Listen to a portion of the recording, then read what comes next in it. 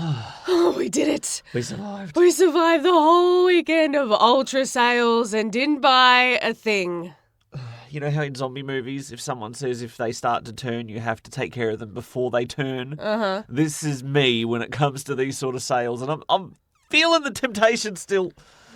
Black Friday was not the end of it. There are 10-day sales, so just let me get my browser open. Let me just give me that. Put it away. I need my phone. I need it. The Gaming Lovers Podcast with Brendo and Jem. Excuse my little outburst there, everybody. I'm back. I'm being sane again. It's okay. We're back under control. Welcome to The Gaming Lovers, episode 85. I don't know why I did such a up and down on that 5. It was a bit strange. G'day, I'm Jem. I'm Brendo. The Gaming Lovers here again. Another weekly drop of your favourite, well, maybe it's your favourite. It's a bit of an assumption, really. Your favourite Gaming Lovers podcast ever. Yeah. I don't know what's wrong with me today. This week on the podcast is going to be a slightly different formatting because it's going to be a bit of confessional time from Brendo. His shames, his gaming shames, exposed for all to see or hear while I go and do other stuff. Prior engagements, Yes. prior bookings, we'll just say your job has irregular hours, as does mine. Yes. And as a result, We are irregular. But I am here for gaming goals, so let's get into it. let's get into gaming goals, gaming goals, gaming goals, gaming goals, gaming goals. I'll just keep going until you start talking. Gaming goals, gaming goals, gaming goals. I want to see how long you'll go. Gaming goals, gaming goals. That'll do. Alrighty. It has been a pretty big week for me. A productive week? Yes. Normally, most people's productive weeks mean they don't play a lot of games. We are the gaming lovers, so when we have a productive week, we have either ignored our responsibilities or been drowning in them and not played games. But we have had a productive gaming week. It's been productive on both sides. I've actually had a very balanced work gaming week. It's a rare week, let me tell you, when it's equally both. So, I have managed to get past my usual stopping point in Pokemon games with Pokemon Shield. That is something to shower you with praise about because Yes, we shower have me. said in recent podcasts, I've noticed a trend. You've been a Pokemon fan since the first generation of games. Mm-hmm. You've never beaten a mainline game. No. And doing the hard research, we discovered 6 gyms was your previous best record. Yep. Pretty much every Pokemon game has 8 gyms as their base story mode. Yeah, I've never made it to the league. Never made it to the league. You are just a rookie Pokemon journeyer. Journeyman. Journeywoman. At this stage, I have completed 7 of the 8 gyms. Well. So, officially passed my past record. So, I'm ready to stop now. No. I was so afraid you were going to say that. I'm kidding. I do actually want to see this through. It's been the story, well, it's not the most complicated of stories. It's still good enough to keep me going, yeah, I want to see how this unfolds and da-da-da. Mm-hmm. And I want to see poor Hop really crushed when I kick his butt. Hop being your childhood friend / rival in this game. So Hop splits the community. Some people find Hop so annoying and they enjoy crushing him at every opportunity that he steps up to challenge you at. Usually after each gym, he will then step in and say, well, now it's time for you to beat me for the 12th time in this journey. You think he'd learn to not challenge you? He's not beaten me once. But then some people have guilt when they destroy Hop's hopes of being the next champion time after time after time. Well, if you're going to be the champion, you have to be the best, which means you have to beat me. Thank you very much. Like no one ever was. How is your team coming together? Any superstars of your roster of 6 primary Pokemon? My Inteleon or Inteleon I'm not sure the best way to pronounce that. Well, I think it's a play on words on chameleon. Oh, but it's intel. Intellion. Because he's secret intelligence. That's right. He's Bond. He's a lizard Bond. That's what's funny. There is often a theme when it comes to the 3 starter Pokemon in any generation. A few generations ago, we had them evolve into a fighter, a mage, and a thief. Very RPG. Yep. So quite often there is a theme of some way, shape, or form with these starters in recent generations. And in this time, because it's set in a fictional Britain, England, London sort of township, we have the traditional English stereotypes of James Bond. James Bond, a soccer star. Gee, I wonder who that could be. And a gorilla drummer. Wait, what? A gorilla drummer. I'm going to probably get people mad at me, but I can't think of a famous British drummer per se. I can think of famous British bands, like musicians in general, but I can't think of a specific like iconic drummer. Ringo Starr. But he's part of like the Beatles. I associate him with the band. Beatles need a drummer. Yeah, Tico Torres is the drummer from Bon Jovi. I know him by name. Well, that's people know the Beatles by name. Paul McCartney was a drummer as well. And Ringo Starr is probably the most famous one because he did the voice for Thomas the Tank Engine in my childhood. Okay. So there is precedent set. Lots of trivia here. Some drummers, some secret agents, some soccer stars. And that's what you get from the Galar region. And that's what we have with our starters. Your Inteleon is a secret agent lizard who shoots water pistols from his fingers. Finger gun. It's the best. That is my move. Like, even if he's against a type that he's kind of weak to or is not very effective against, it'll still one-shot them because he's pretty overpowered by this stage. It always happens with your starter Pokemon by that point where they become super strong. Super strong. Super, super strong. But I have a few others in my team that I really love. My Boltund, the electric dog, has been very, very helpful. And my Galar Ponyta / Rapidash, which I nicknamed Fairy Floss. Just as well it became a fairy type because it was psychic. So that wasn't a fitting name, but now it is. Fairy Floss. Now it is. The Rapidash. I just love the hair. I want to eat it. I don't think you could, though. See, there she goes again, eating Pokemon. It's all Gem talks about nowadays. Just the hair. It looks like Fairy Floss. Anyway, or cotton candy. For American friends. No, it's not American. We're in the Galar region. Yes. And Fairy Floss is the original name. Anyways. I know these things. I don't know why I know these things, but I do know these things. It has been nice. I have had a few hiccups in my Pokemon journey over the decades. I lost interest around the 3rd generation, came back in the 4th, and that's when I bought you a DS and Pokemon Pearl. And you had no interest in any new Pokemon whatsoever. You were old school for life. Yes. And since we have watched a lot of Pokemon XY, a lot of Pokemon Sun and Moon anime, usually as sort of a wind down before bed, it has been good that you've been embracing and enjoying the new Pokemon, not only from this generation, but also from the past few, because you know them now from Pokemon Go. You know a lot more Pokemon than you used to, and to see you get excited when a something shows up. What's a Pokemon? Wailmer. Thank you for saving that. My brain stopped working.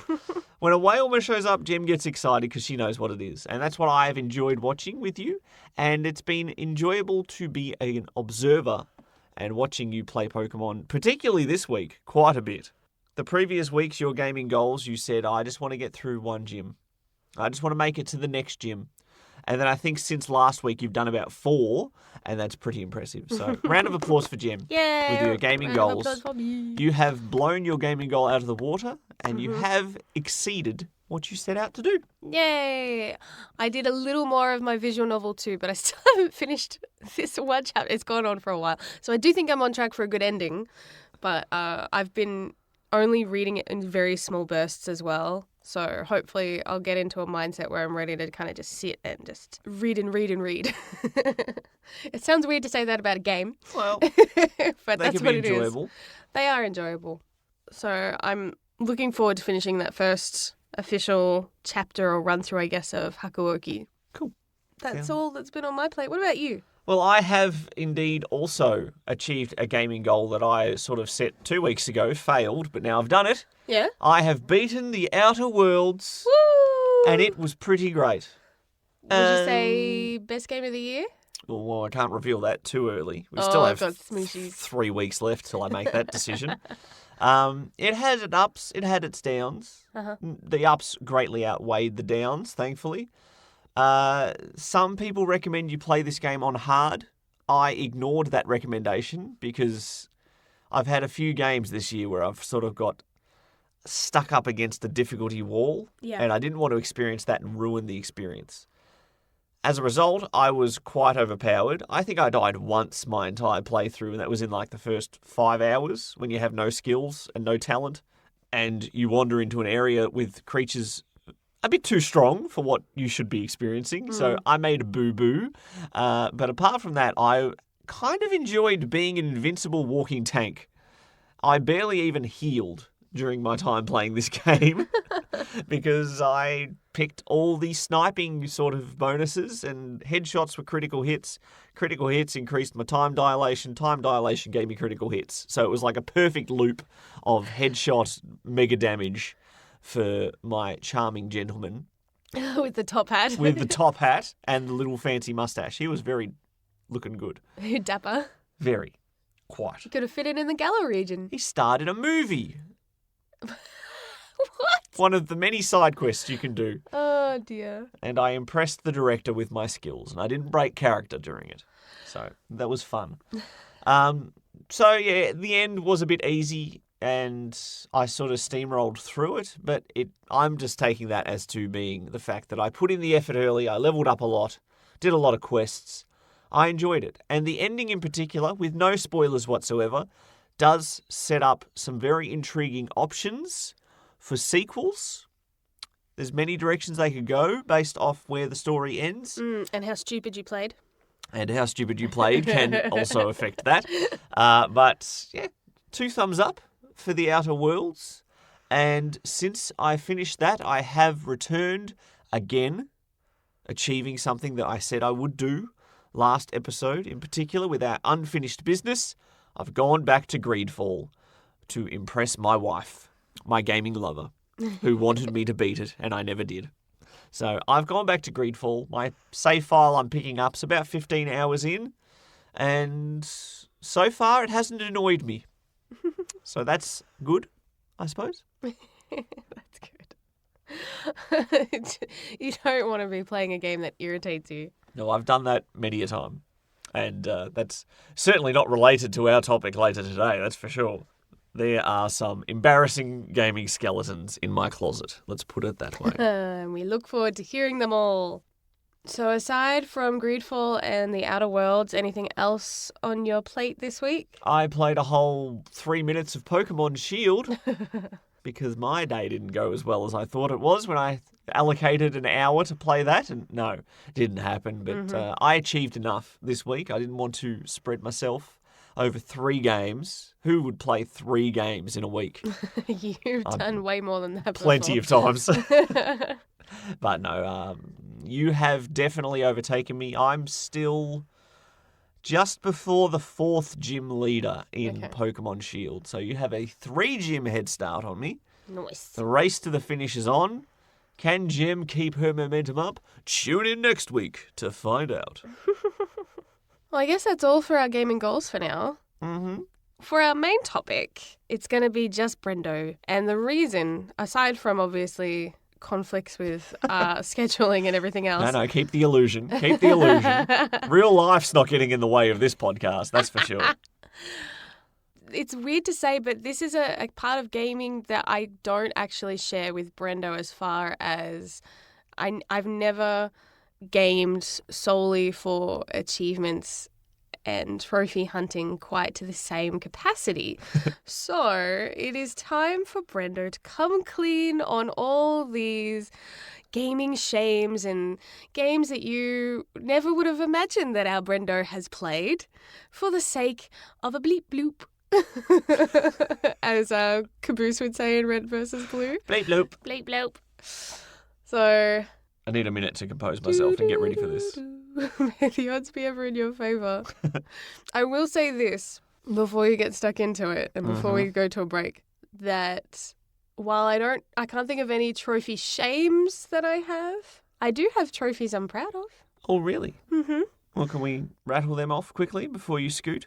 I'm proud of platinuming, is that a word? Getting the platinum trophy, let's say it that way, hey? For Fallout 4. Mm-hmm. Because that took forever. And that's one that you don't have. That's right. And I got the platinum for the first Cold Steel game, Trails of Cold Steel. I think I had to play that through 3 times because I missed one chest. And the last time you had to play on like the hardest difficulty as well. So those boss fights required very specific team members and move sets and stuff to survive. A lot of strategy there. Oh, and in fighting games. In fighting games. Because I usually get more trophies than you. All right. And now I'm getting kicked out. That's enough. Brendo will be back after the break. Share the love. Follow us on Twitter at BrendoGem. That's BrendoJem. Well, here at the Gaming Lovers Podcast, we are always happy to hear from listeners, from fans, from social media followers, and pretty much we'll try and tackle any sort of request that comes our way. And recently, we were hit with a private message about our greatest video game shames. And really, I can't talk about my greatest video game shames without also walking the fine line between some of my greatest achievements and wonderful moments in my video gaming history. And those two things tie together in the field of Xbox achievements and PS4, PS3, PS Vita trophies. Before even achievement systems and trophy systems were in effect, I would love unlocking anything that a game would let me unlock. I didn't care if it was alternate costumes, alternate endings. I used to love leveling up in Perfect Dark on Nintendo 64 in the multiplayer mode. Myself and my good buddy the Falcon would constantly play multiplayer against each other to level up our characters, chasing the elusive level 1 that you work your way up towards. We never quite got there. But other games like Resident Evil 3, where I played through the game 8 times in a row on hard to unlock the epilogues, and really, nowadays you can just look them up on the internet, but back in the late 90s, early 2000s, that wasn't really, nobody uploaded those sort of things. They weren't available. So I had to work for them. Games like Dead or Alive, I used to love playing fighting games, not even so much against other people, although myself and my good buddy the Falcon do have quite the Dead or Alive rivalry that has gone on for years. But with Dead or Alive 3 in particular, there were so many different ways to unlock different costumes, and because that was on the original Xbox, there were no achievements yet. We were just doing it for fun. And so then, when the Xbox 360 launched, I purchased that console on launch day. My first ever launch console. Midnight launch. Got a stack of games cheap the next day that were on sale for the first day only. And so I had quite a nice little collection and discovered the achievement system.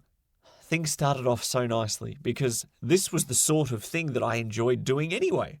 I enjoyed chasing the elusive 100%. I had Grand Theft Auto games with huge checklists printed out that I would then tick off each box. I've got all the collectibles on this island. I've got all these ambulance missions done. I've done level 12 of the police chases. Everything that I could possibly do, I used to enjoy doing. So when the achievements were on the Xbox 360, it was like a gaming dream come true.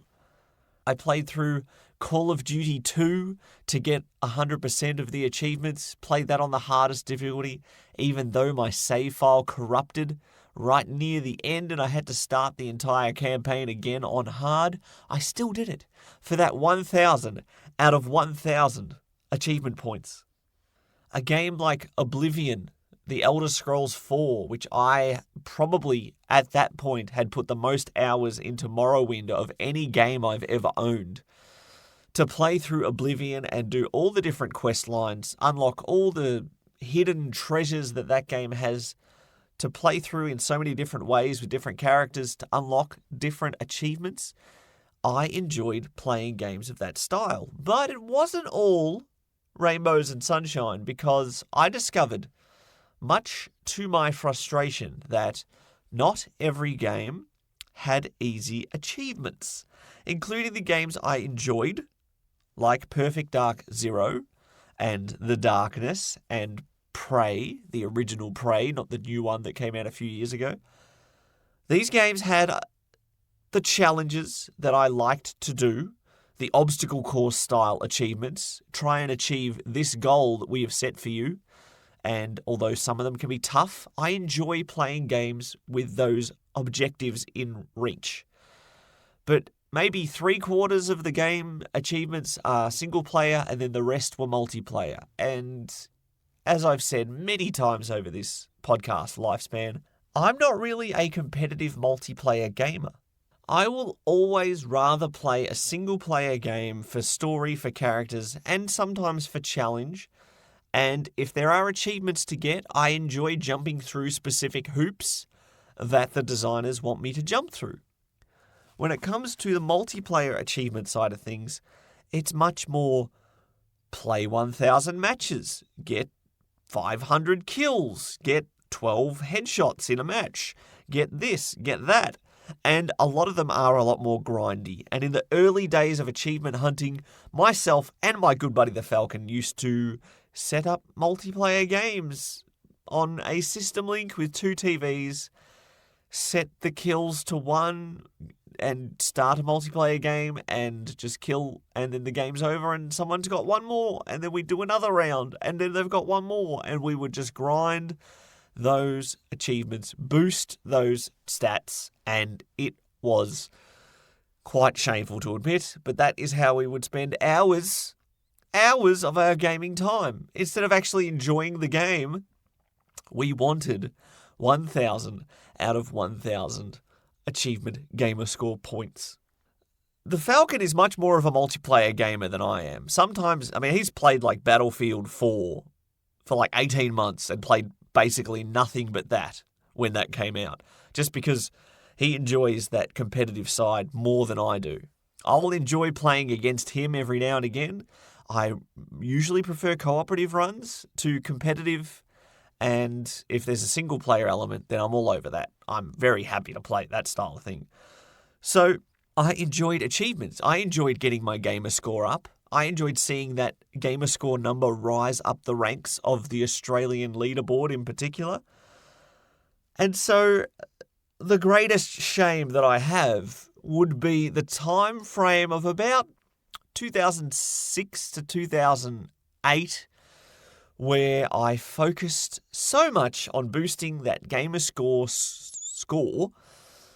to the point where I would hire video games from the video store with the explicit purpose of not even playing a good game, just a game that I could get 1,000 out of 1,000 gamer score within that 5 to 12 hour range, so I could do it and return the game the next day and have every achievement ticked off the list. And I did play the occasional good game in that time frame, but oh boy, the list of games that were rented and played heavily in this time frame would include such amazing games like Disney Pixar's Cars and X-Men and Teenage Mutant Ninja Turtles, Harry Potter, Order of the Phoenix, Pirates of the Caribbean, At World's End, King Kong, Open Season.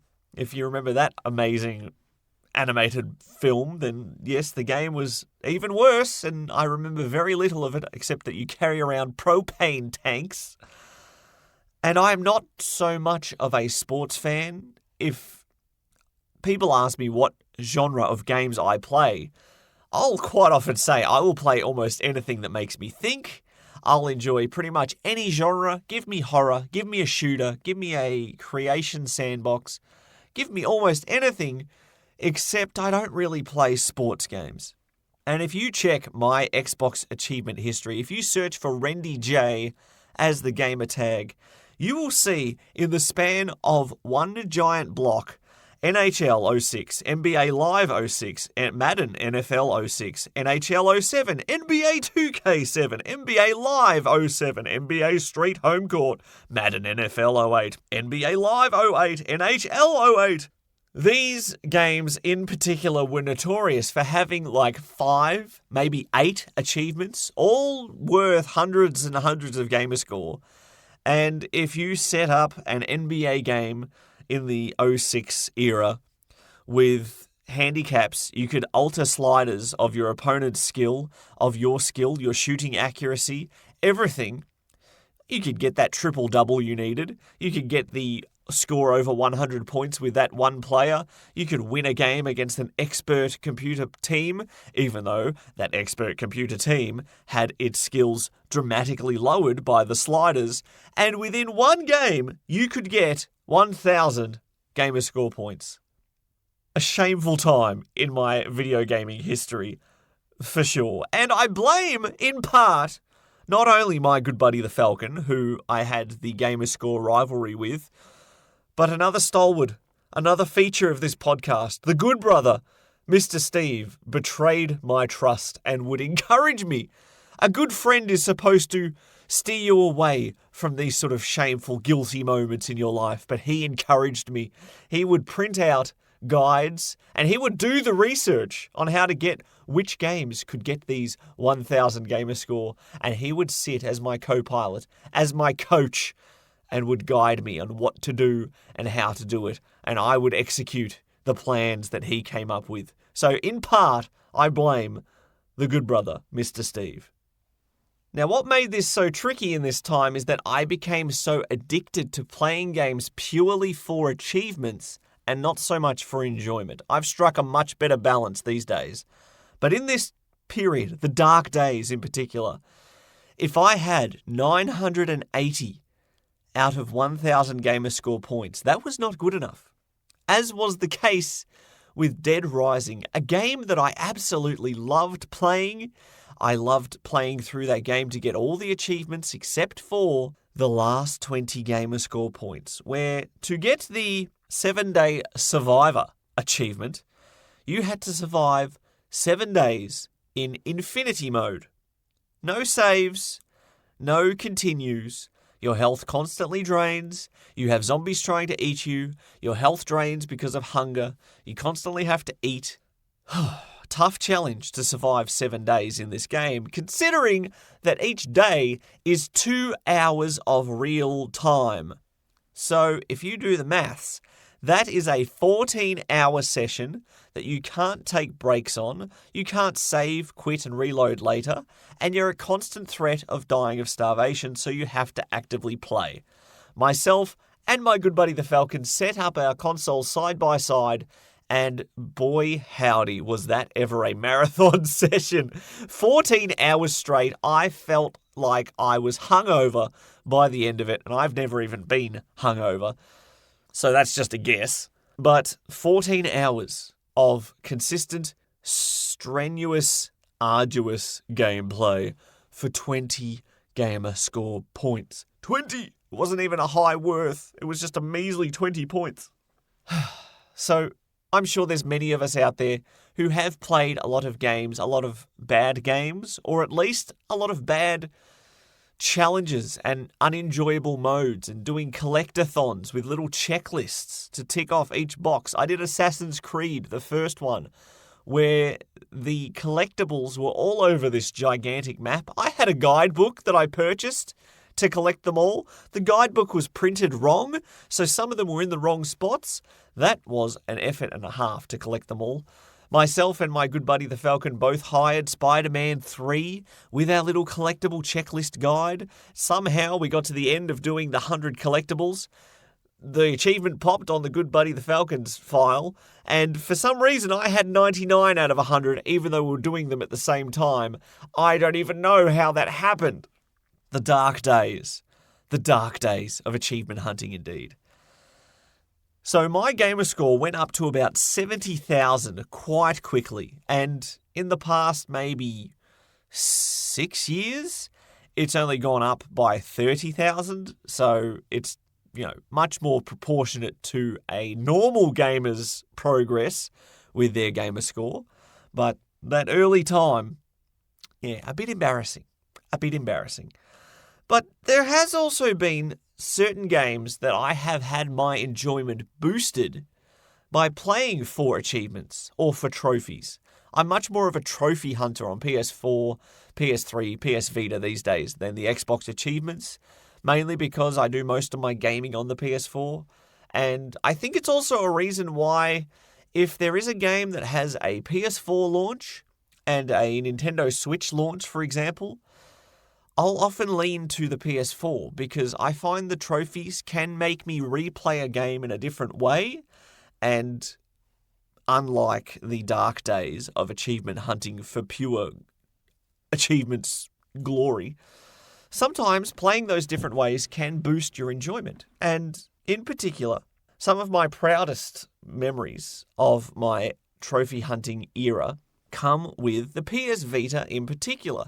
The JRPGs that come along with that, I found to be a lot of fun to chase platinum trophies on, even though they take 50 hours plus for some playthroughs. Some of them require you to beat the game multiple times. Games like Final Fantasy X, Final Fantasy X-2, Trails of Cold Steel 1 and 2, Persona 4 Golden. These games require a lot of efforts and a lot of guides, and I played through all these games without a guide on my first playthrough, and then chase the trophies later on. And so I still enjoy the game as it should be enjoyed first, and then if I feel motivated, I'll go after the trophies. And unlike the dark days where it feels like you are cashing out your gaming soul for a quick fix of gamer score points, these ones feel rewarding because you put in the effort. It's not a cheap achievement fix, not a cheap trophy to chase. You put in the effort, you get the pride, you get the accolades. I have other friends who play Final Fantasy games, and they look at my achievements and my trophies and see that platinum trophy on Final Fantasy X, and they're like, oh my goodness. Applaud to Brendo for doing that. The Metal Gear Solid series on the PS3 and PS4. Metal Gear Solid 2 is a game that I had on the original Xbox. I tried to do all the VR missions in the Substance. Metal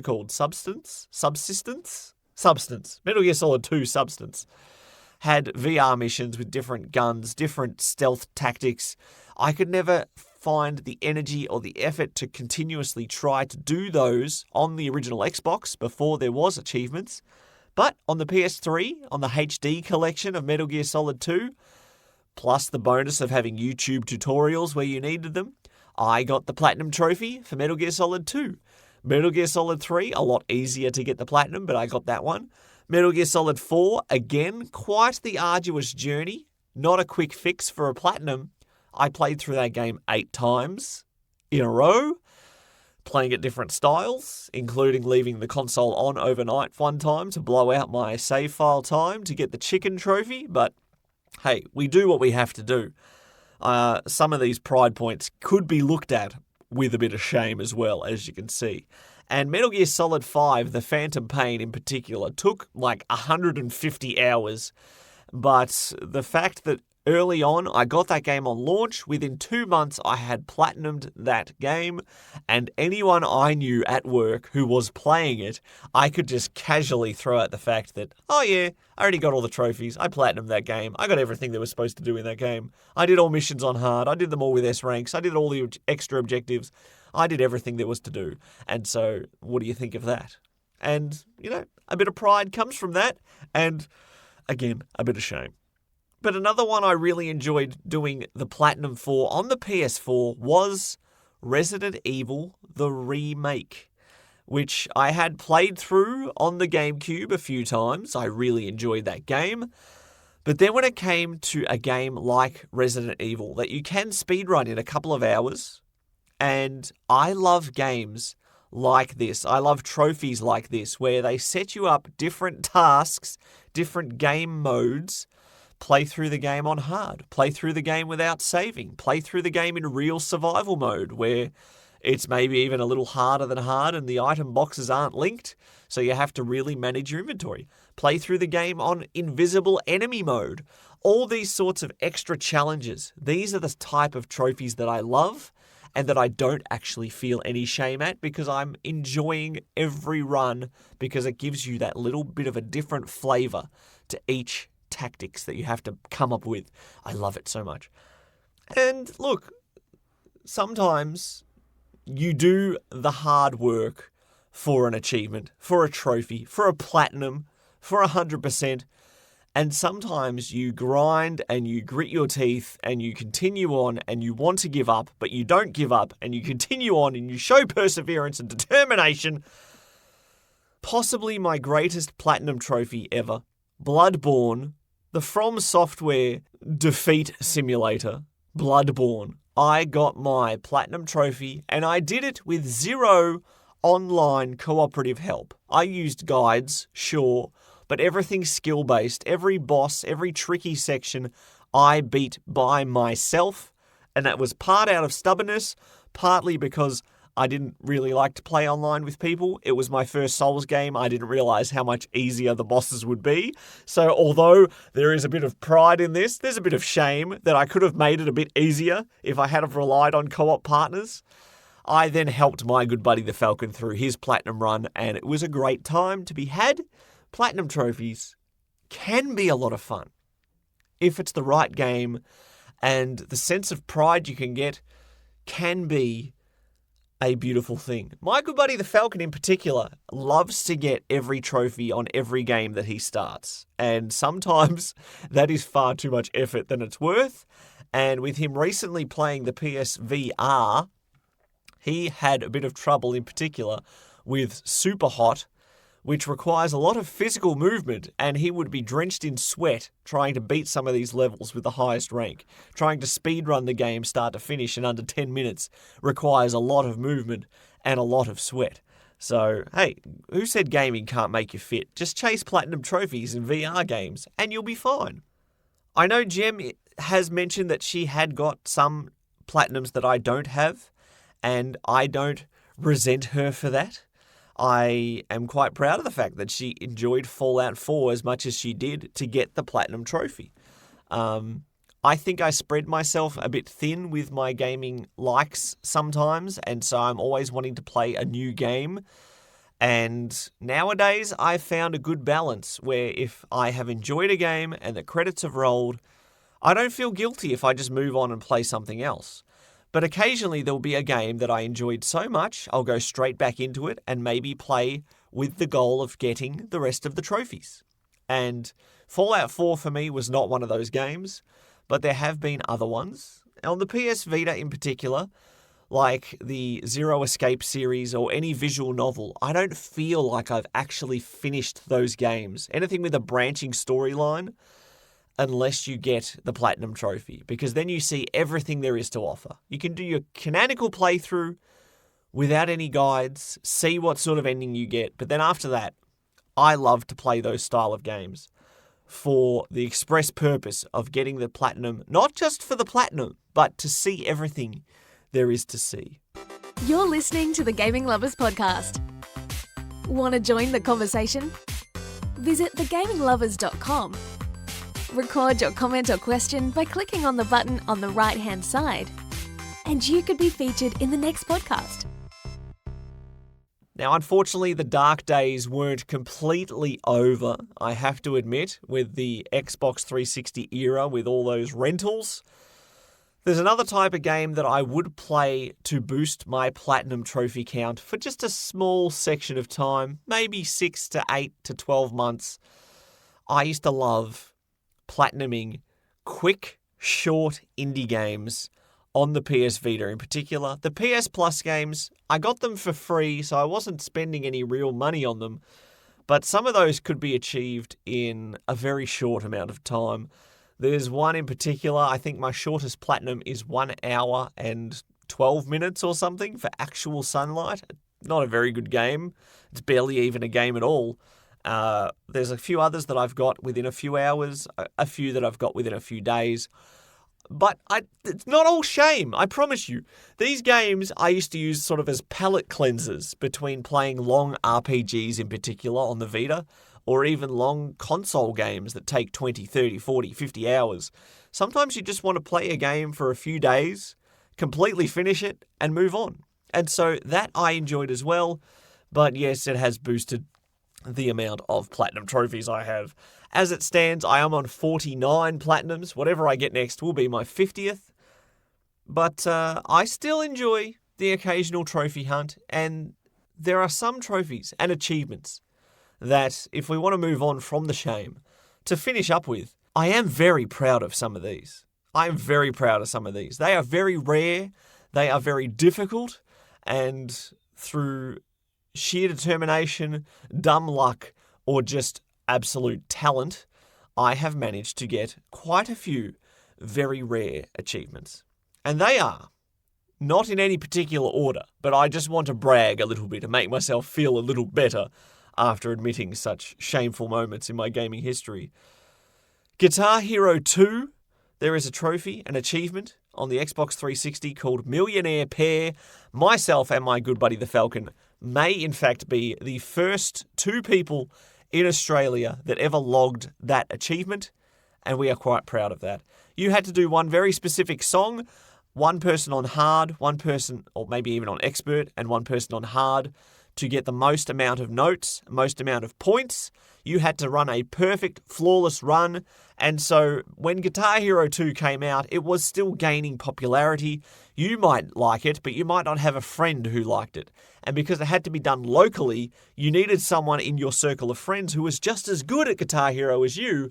And the two of us had the talent, had the skill. We got the Millionaire Pair.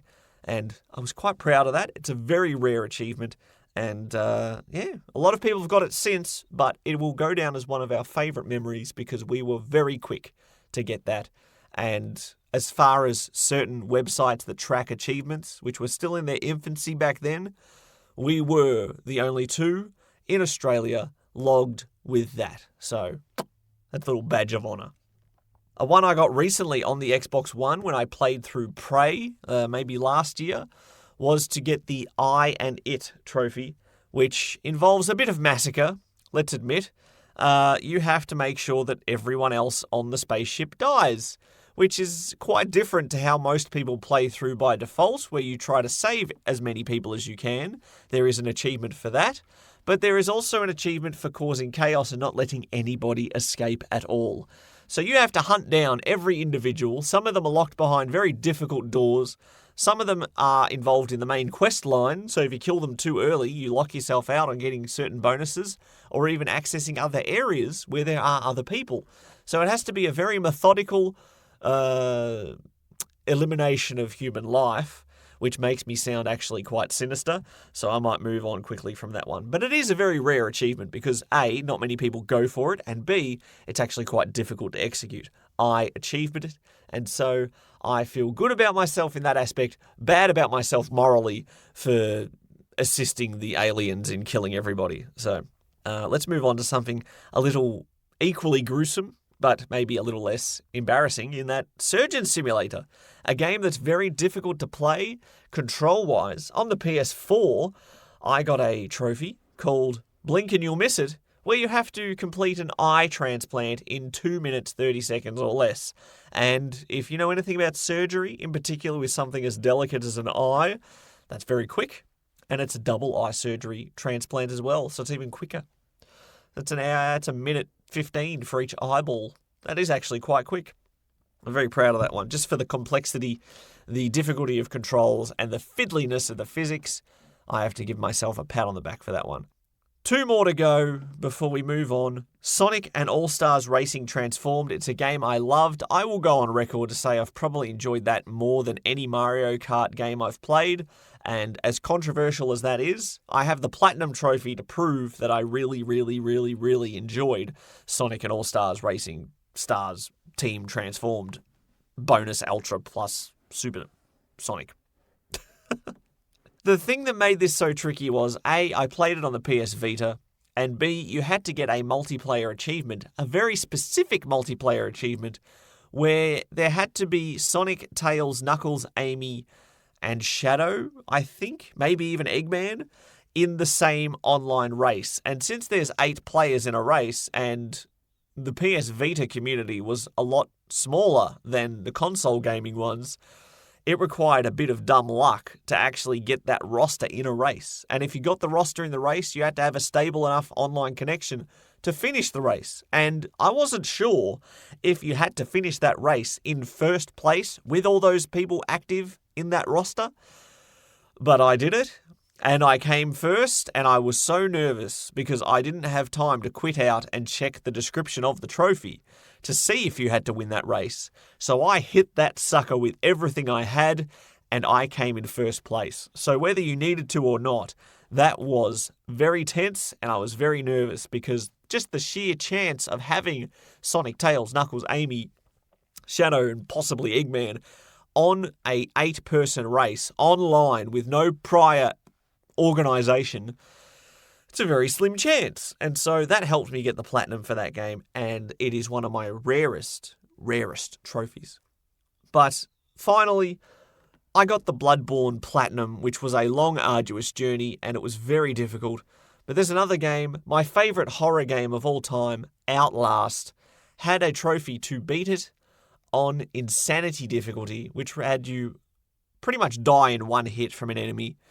Very limited night vision, no saves. If you die, you go back to the start of the game.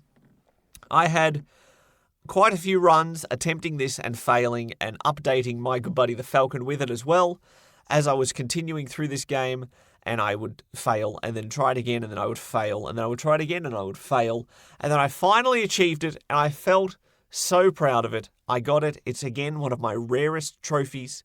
It's called Lunatic, to beat Outlast on insanity difficulty.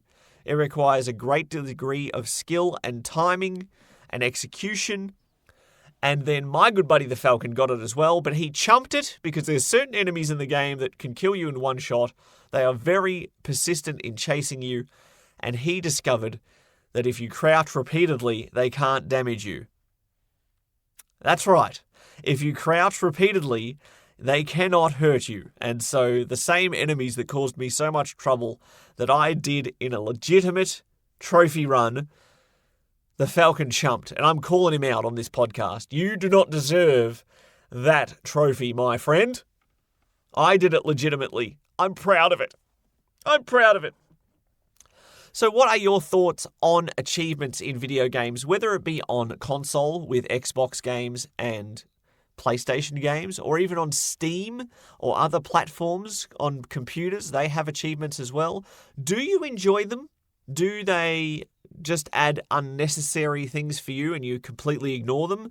Have you had a dark time in your life as well where you have played specifically just to get achievements and not even enjoy the games that you're playing, and have things like open season constantly on your history of played games? There is one bit, just before I finish, I have to get this in the clear as well. The easiest Xbox 360 game to get 1,000 gamerscore points would have to be the Nickelodeon anime style cartoon Avatar, The Last Airbender, which to get a 200 gamerscore achievement, you had to get like a 5-hit combo in combat. And then if you wanted another 200, you just had to make that a 10-hit combo. And then so on and so forth, in that the only 5 achievements in the game would have like a 25-hit combo. And so if you rented that, you could literally get 1,000 gamerscore within the first 2 minutes of the game. The Falcon, I'm calling you out. I'm throwing you under the bus. You did that one. To my greatest ever video game pride and achievement base, have never played that game. So if I have one thing to hang my hat on, I did not bring myself to the lowest level of achievement grinding scum that some people did. And if you have played Avatar, you know exactly how you should feel about that. Well, that's it. Tell me your thoughts. Tell us your thoughts. I know that I enjoy trophies occasionally. I know Gemma enjoys trophies occasionally, but I think we've found a much better balance these days. Instead of just doing it purely for the accolades, we should at least enjoy the game as well, right? After all, we are the gaming lovers. Share the love. Like us on Facebook at facebook.com/The Gaming Lovers. So how are you feeling now, Brendo? Oh, weight has been lifted off my shoulders and then dropped repeatedly on my head and my heart and my conscience and my guilt. No, we're fine. I think I balanced it out with enough good points to make everyone forget about the shame. Broke even, huh? Yeah, that's right. Before we get to our future gaming goals, I'm very excited because there is an update that is on the horizon for Stardew Valley. Oh, really? Yeah. A game that you recently just escaped its clutches. And soon I shall be back in them. So there's going to be like new activities that you can do, new things to farm, which I'm very excited about.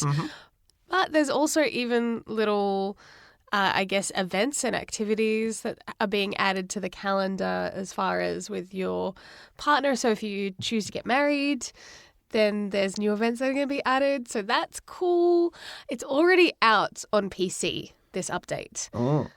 Well, it can't be too far off then. You're going to have to wait a little bit for the PlayStation and for those who maybe play on iOS and Android.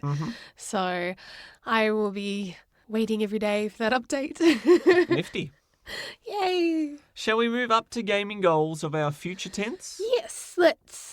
Where we discuss what we're going to be playing, what we're aiming to achieve in the next... Oh, don't say the word achieve. Oh, gosh, I'm having flashbacks. What have I done? You've been triggered. So what I would like to accomplish between this episode and the next is to finish all 8 gyms. In Pokemon Shield? Yes, maybe even further, but I have a bad record of if I try to get too ambitious in gaming goals that I fail spectacularly, so aim low. Aim low. Easy hurdles to overcome. I think it's not really a spoiler to say the last gym you get there pretty early in the game, but then you can't get in, is Dragon type in particular. Yep. So are you ready? Is your team ready for something like that? Dragons? I have my fairy type. Well, that's good. So at least I've got one Pokemon. Some type advantages make sense. Electric does extra damage to water because they're wet and it goes through them quicker. Yes. Grass is weak to fire. That makes sense. Yep. Why is Dragon weak to Fairy? They're mythical. Maybe. I guess that makes sense. I don't know. Okay. They're going to be weak to something. That's true. Speaking of dragons, however, in Pokemon, I did forget to mention that I created an abomination. Oh, really? Because unlike other Pokemon games where you find fossilized ruins of prehistoric Pokemon and then they just magically can be brought to life at a lab, Jurassic Park style, Yep. and you might have an Aerodactyl or a Omanyte or a Bastiodon, Shieldon, whatever they're called. There's half fossils in these ones, and I don't think the Galar region scientists know what they're doing because they just sort of mash them together. I have like a dude who has big fish feet and then this little head, and he looks weird, and he does not look like he's healthy. It's kind of like an Alien Resurrection when you see the failed clones. It's kind of what it looks like, and I feel like I should just put it out of its misery. It did look pretty disturbing. It's like a child's drawing of, I guess, trying to create their own Pokemon. There you go. It's Sid from Toy Story if he had Pokemon figures and he's just mashed them together. I feel horrible for creating this. Where's the governing authority for the well-being of prehistoric Pokemon in the Galar region? Oh, funny stuff. So what else are you going to play? Well, I don't want to fall too far behind, so I'm going to try and play some Pokemon Shield as well this week. I'll keep my ambitions low as well. I'll maybe try to beat the 6th gym within the next week. That'll be the one I'm up to and 2 more, which will still put me well behind you, but it's within reach, I would say. I'm also planning on playing more Greedfall and see if I can get deep enough into that I will continue to roll on through towards the end of that before the end of the year. Mm-hmm. I wanted to beat some unfinished business, Yes. and that is my plan. It's going to be a 2-horse race. Nice. I feel like part of me wants to start another game, but I'm so please, scared don't. that if I do, I'll drop Pokemon. Please do not. But let me just say, the Outer Worlds was quite good, and I you would want to enjoy play, it. I know. I have that and Jedi Fallen Order, which I'm pretty sure Lady Dad is, if she hasn't finished it yet, she's very close to. Oh, boy. So they're both kind of like hovering over me. I'm like, I want to play them both so badly. But I made a promise and I'm going to try to, beat Stick a Pokemon with game it. for once. Yes. Stick So with close. it, not a Pokemon. Cool. Well, I feel lighter now that my shame is out there for everyone to hear about the worst enjoyment of games I've ever had. Let's move on. And look, the week is fresh. Every day's a new day. Every It week's is. a new week. Mm-hmm. I'm going into the future with my head held high, and I might go chase a trophy or two. Chowski, everybody. Bye, Nara. Bleep bloop. Thanks for listening to the Gaming Lovers podcast. For more episodes or to watch some live stream gaming, visit thegaminglovers.com.